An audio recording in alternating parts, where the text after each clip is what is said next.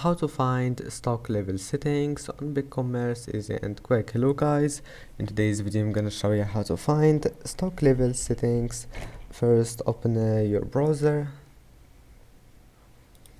and then once here just click settings,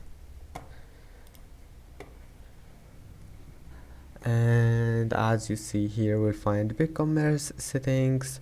Now just scroll down until you find here this one, inventory. Now just click on it, and as you see here you can manage inventory settings. And now just